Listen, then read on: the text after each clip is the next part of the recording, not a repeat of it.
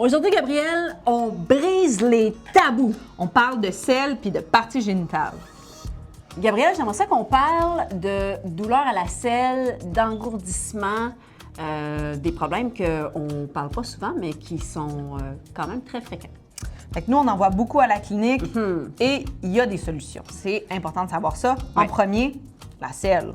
C'est important d'avoir une bonne selle qui est bien ajustée pour notre corps et pour nos ischions.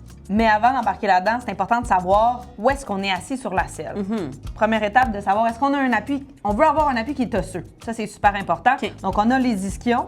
Juste ici, les os au niveau des fesses doivent être en contact avec la selle. Parfois, on peut avoir un petit peu un appui au niveau des rameaux pubiens, donc un petit peu plus avancé ici.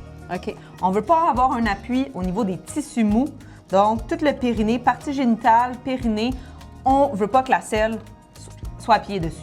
J'aimerais ça que tu nous parles des différents types de douleurs qui existent parce que douleur à la selle, c'est un mot très large. Il existe vraiment différents types de problèmes. Au niveau des douleurs à la selle, c'est important de savoir qu'on peut avoir des douleurs, il peut y avoir des engourdissements, fait que c'est important de faire la différence entre les deux. On ne veut pas avoir de douleur au niveau des parties génitales, donc on ne veut pas avoir de pression à cet endroit-là. Des fois, il peut y avoir un appui qui peut paraître inconfortable au niveau des ischions, encore une fois, un appui qui est osseux et qui est désiré, mais on ne veut pas avoir des engourdissements et être appuyé au niveau, encore une fois, des muscles du périnée ou des parties génitales.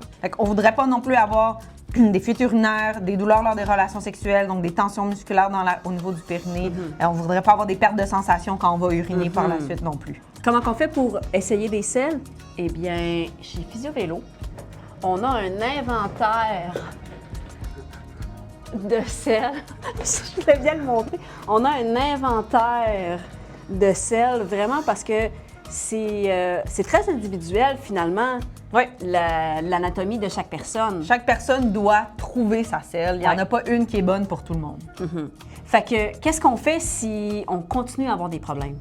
À ce moment-là, c'est important peut-être d'aller consulter en physio-périnéale. Il y a des gens qui sont formés pour aider ce genre de problématique. Fait qu'on ne laisse pas ça traîner, puis on va consulter.